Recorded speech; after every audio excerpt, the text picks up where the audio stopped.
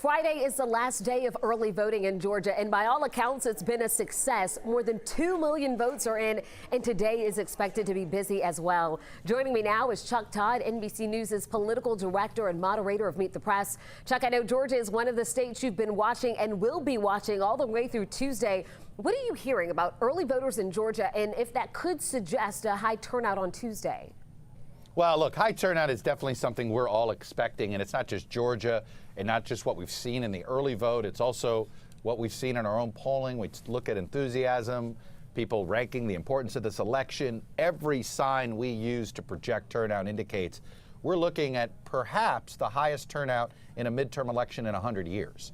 All right, this looks like we may have 120 to 125 million people vote. To put that in context, that's about the number of people that voted in the Obama-Romney election. So, just 10 years ago, that was considered a good presidential turnout. So, that's the type of turnout we're expecting. As for the early vote, one of the things that I've cautioned people, and a lot of experts have also been cautioning, we're in the middle of a behavioral shift when it comes to voting, right? So you had these massive changes in temporary voting laws in 2020. Some of them became permanent. Some people decided to stay early voters. Some may go back to being election day voters. The point is this: there is no, don't be careful. There's no comparison to previous elections because the last one was a pandemic. So I wouldn't overinterpret the early vote, other than I think it shows you a sign that a lot of people are going to vote. Yeah, a lot to watch with that. Now, the two races that are getting the most attention here, of course, are the U.S. Senate race and the race for governor. A very interesting dynamic here. On the Republican side, Governor Brian Kemp and Herschel Walker aren't campaigning together, at least not yet. And we haven't seen much of Stacey Abrams and Senator Raphael Warnock together in months either. So is that a sign that maybe the split ticket is a very real thing here, and that perhaps the front runner in each of the races wants to go his own way? I think that's exactly it. I think, frankly, and I've talked to gubernatorial, here's the thing, neither wants the other campaign involved in their campaign. And I mean this with no disrespect to any of this is true on the Republican side as well, right?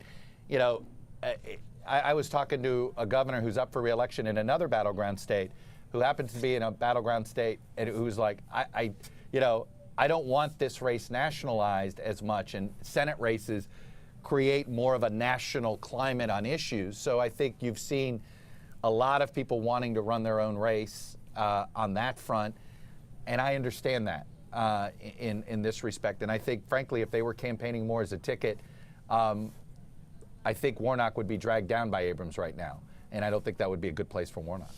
Chuck, we released a new poll this week showing both healthy leads for Governor Kemp and Senator Warnock.